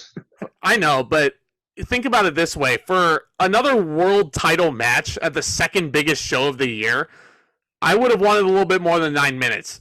And this is going to be a heavy theme when we get to a show later on this summer in our retrospective. Okay, this is like a world title match needs more time to build that drama. You know, 9 minutes is not going to do for a world title match. You know, that's all I'm saying. When we get off camera, you're gonna have to tell me what that match is because I genuinely can't remember. I will, and you're gonna, I don't want to say you're gonna feel like an idiot when I tell you what the match is, but anyway, think I know what you're talking about, but I'm not entirely 100% on it. Yeah, for sure. But I mean, one thing we can agree on for sure, better than the Great American Bash main event from last month. But speaking of main events. Oh, we've reached that point. Tomas, here we are. This is the meme of all memes. If the custody of Dominic match was not enough of a meme already, we have a dream match of all dream matches here. It is Hulk Hogan, the legend, against the icon Shawn Michaels. How the fuck did we get here? How the fuck did we get here? Let's do it. Let's go back to Backlash, where Hogan and Michaels teamed up in that iconic match against Muhammad Hassan and Daivari. Iconic? Hogan was. Well, it was an iconic moment. It was an iconic moment. Smart ass. Fair enough. Anywho, it looked like Hogan was sticking around because he had a couple more matches teaming with Shawn Michaels on Monday Night Raw. But I'll never forget. It's a hot summer day. It's July 4th, and this happened in Sacramento. I was not allowed to go to this show because we were having a 4th of July party. And I'll never forgive my parents for this. But I remember we're having a party. It's hot. They're swimming. I'm watching Monday Night Raw in my living room with my grandpa. The main event's over. Hogan and Michaels are celebrating together. I go outside to grab some food. I come back in, look at the TV. Michaels is standing over Hogan. I turn to my grandpa. I say, Papa, what happened? And he goes, he kicked him. I'm like, he kicked him. Yeah, he kicked him. I'm like, why? So to get a little more in depth with that, Hogan and Michaels wrestled Carlito and Kurt Angle. That's one hell of a team right there. Oh, fucking hell. This 4th of July episode of Raw that emanated from the Arco Arena in Sacramento. And after the match, while Hogan and Michaels were celebrating, Michaels pulled the trigger and he gave Hulk Hogan Sweet Chin Music because that was the plan for this SummerSlam. But Mr. Creative Control, sticking his big fat red and yellow nose into it, said he refused to do the match unless Michaels was a heel because he didn't believe in face versus face. Hogan and Warrior. I didn't hear that spot. Hogan Macho Man. I didn't hear about that. Yeah. Okay. I only heard the match unless Michaels was heel. Heel versus face. I only heard about Hogan having creative control over the finish, but Michaels. Yeah, that's why Michaels turned heel. Michaels being a heel, though, like, this was a really fun stretch of television because Shawn Michaels really got to step out of his. This is a changed Shawn Michaels who's found religion at this point in his life, of course. And the fact that he can go on and be this petty, like, it's like you're watching 1997 Raw is War all over again. Like, it's just so. I'm sure people who grew up with the 1997 Attitude Era style of Monday Night Raw, I'm sure this was a huge treat for them. And, like, Shawn Michaels would cut, like, Larry King spoofs, and he would dress up as Hulk Hogan.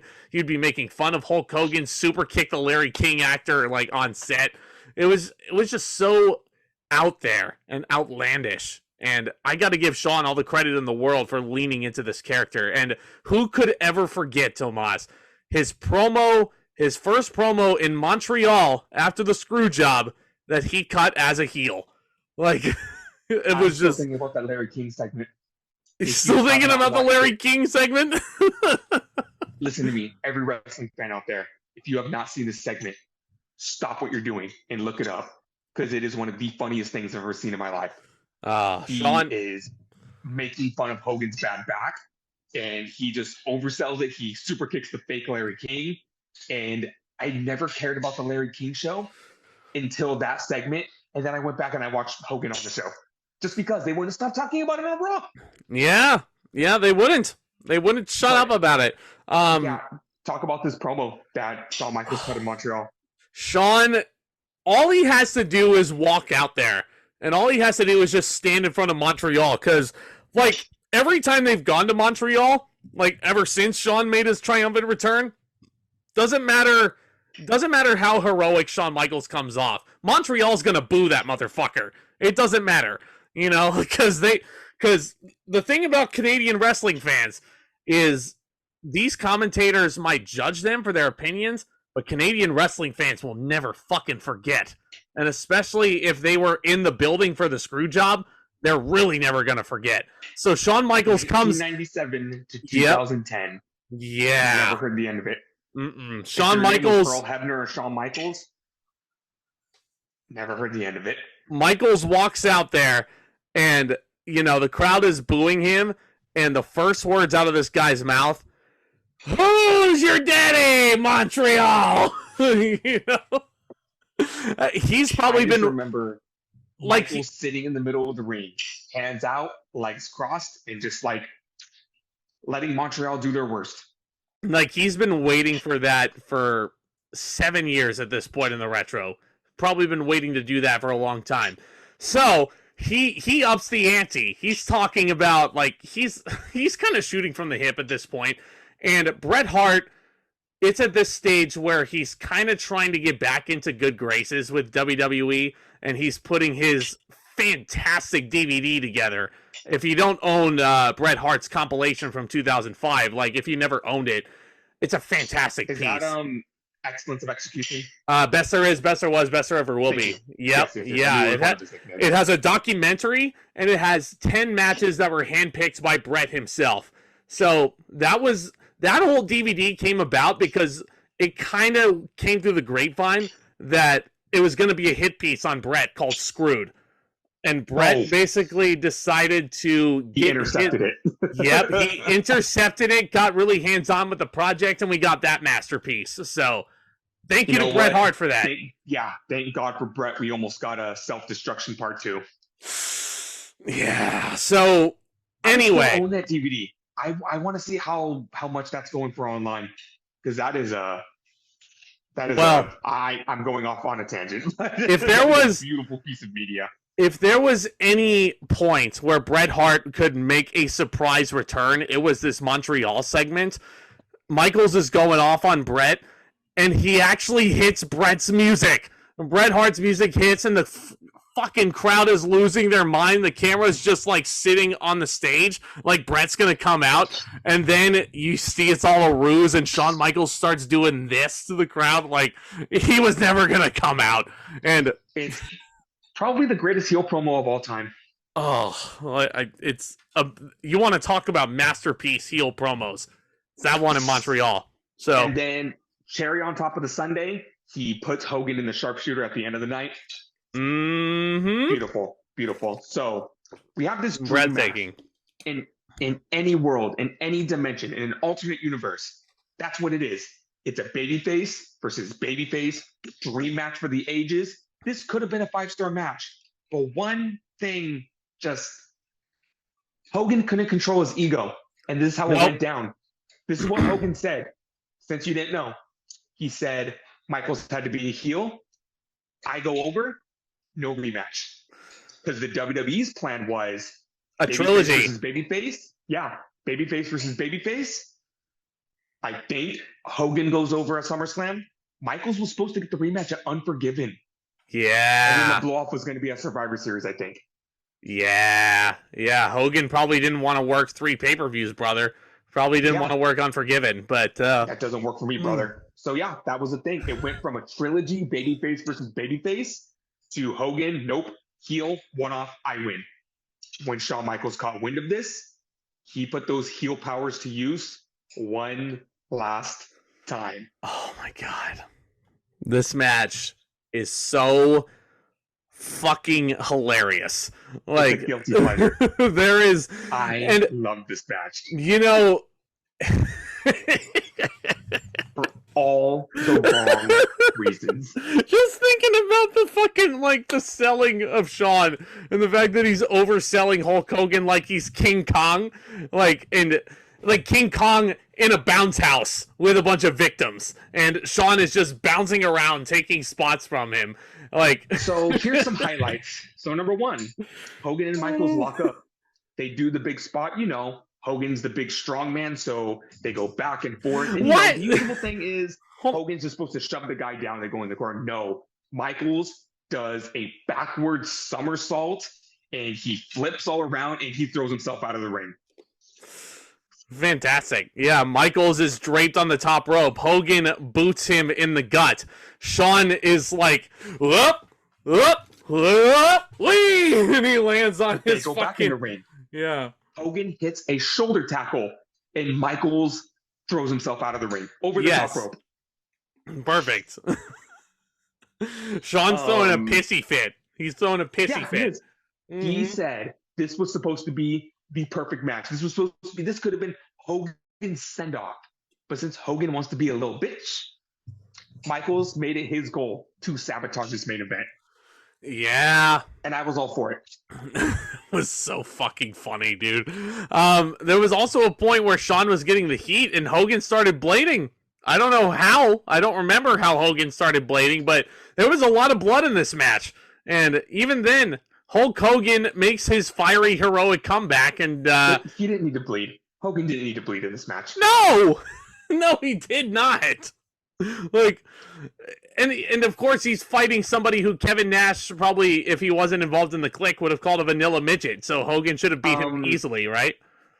Did you ever unironically watch Hogan Knows Best? I can't say I have, no. So there's an episode. Again, I'm confessing all my sins on this podcast. I did. I religiously watched that show. I'm there was sorry. An episode where Brooke was dating this man, and he didn't know about wrestling. So he was at their house, and he sat down with Hulk Hogan, and Hogan, for some reason, was rewatching his match with Michaels, and the guy looks at the screen, and he sees Hogan bleeding. And the guy goes, so, is that real? And Hogan goes, yeah, that's real blood. That's real blood, brother. That's real blood, brother. Is it fake? And he goes, no, it's not fake. And the guy goes, oh, so is it like ketchup?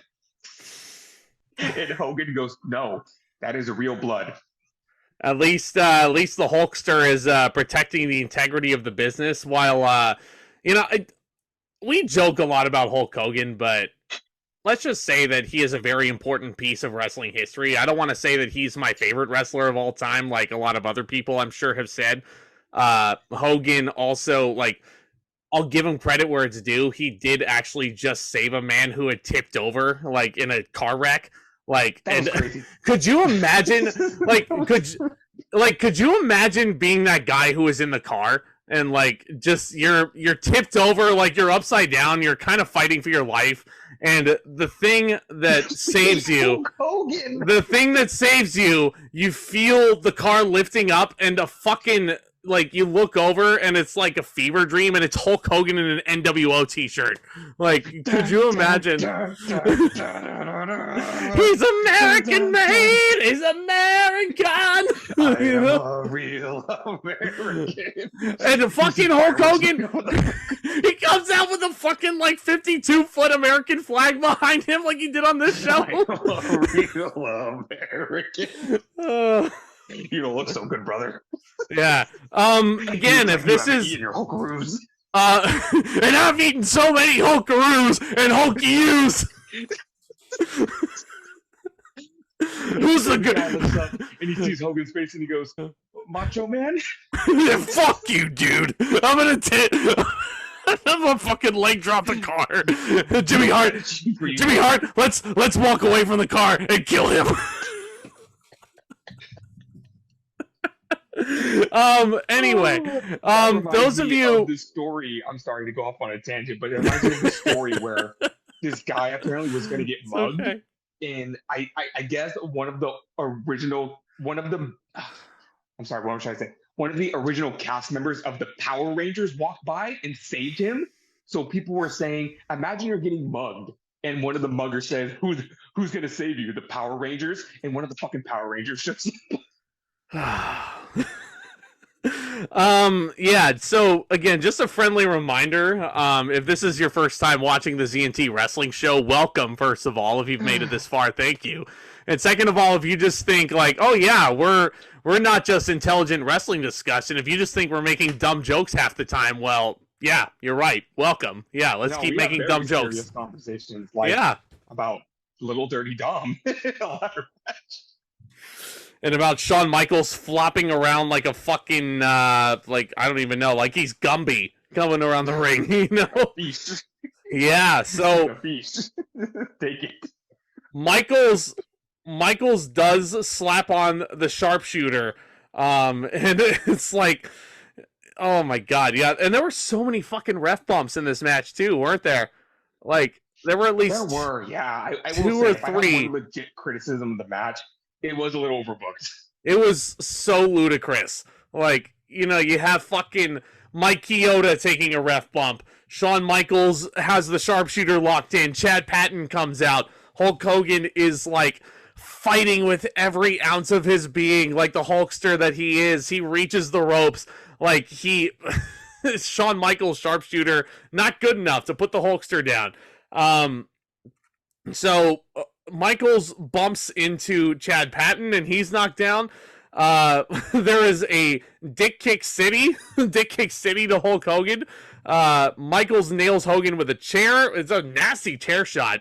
You know, like that was a really. It is. And then there's an elbow drop and a super kick, and I was like, I couldn't remember if Hogan kicked out at 1 or not, but if he would have kicked out at 1, that would have been my 13th reason why. And but no, Hogan kicks out at 2, but he hulks out. And this is where the fun began. He hit the punches. He hit the big boot. And I can't even understand this choreography that Shawn Michaels did, because he hit the big boot. Michaels falls down. He gets back up. He staggers around. And he does a front flip right in the middle of the ring.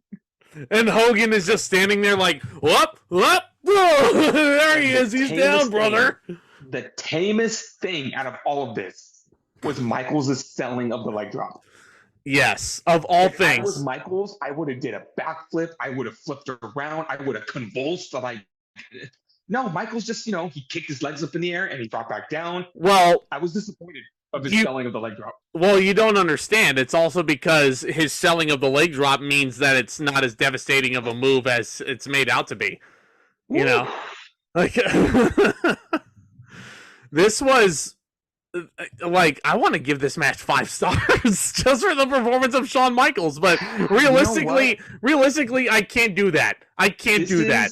This match is the guiltiest of all pleasures, and I mean that unironically.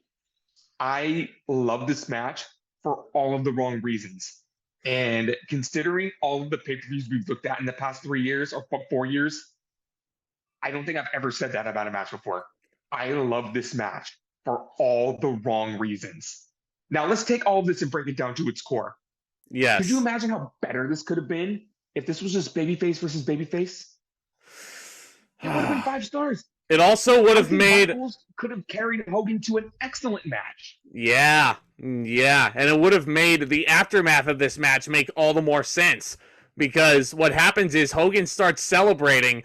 Shawn ambushes him from behind, shoves him from the back, and all he says is, I needed to know, and I found out. Extends his hand for a handshake, and that is the end of Shawn Michaels as a heel. He's never going to turn heel ever again. So I hope you enjoyed it. Let me tell you this.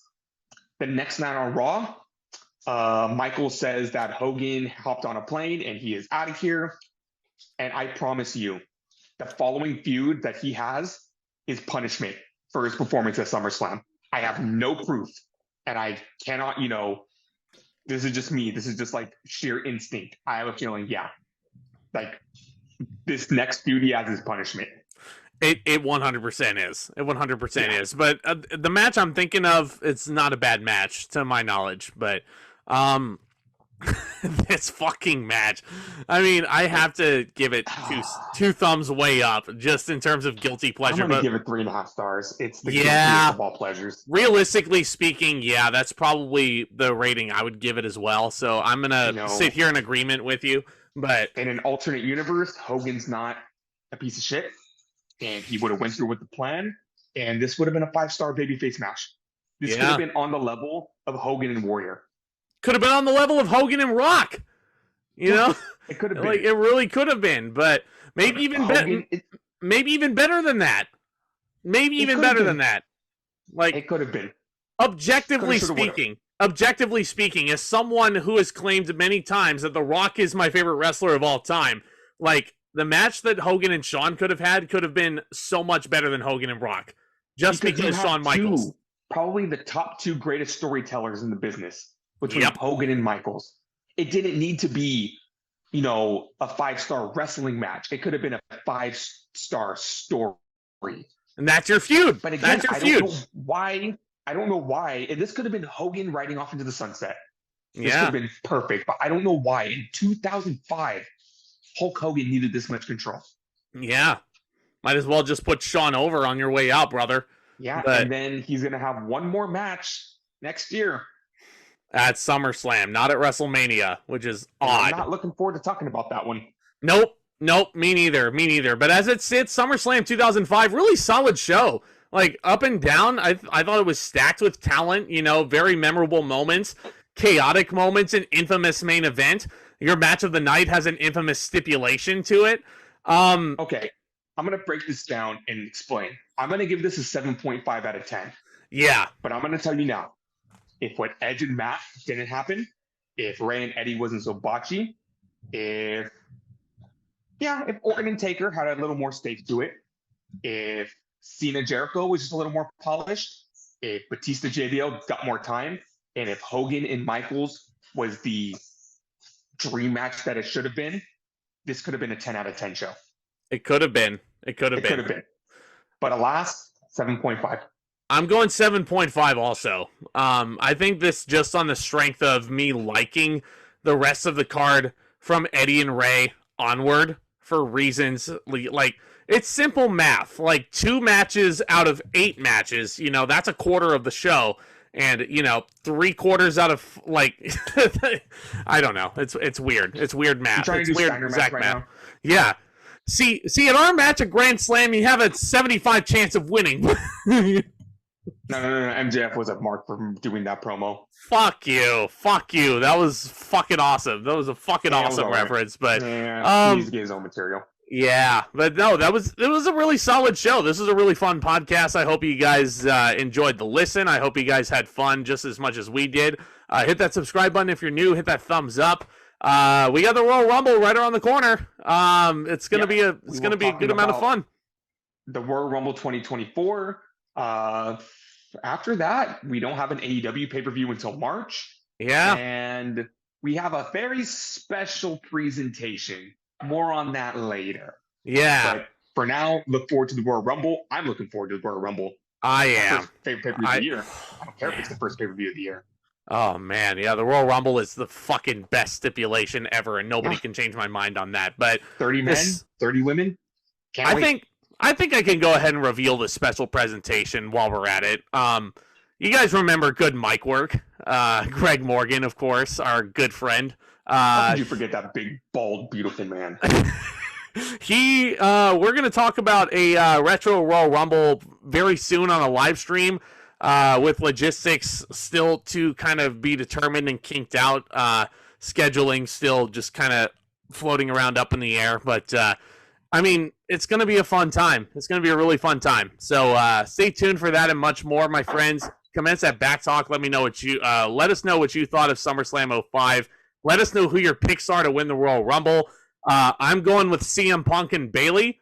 I don't know about you. Bayley and CM Punk. Yeah, there you go. There you go. He's coming around. Jacob, if you're watching this, he's coming around. He's coming around. But anyway. What do you see? Fuck the you. lack of personality. Whoa, easy, debatable. Yeah, thank you guys. Stay tuned for the next one.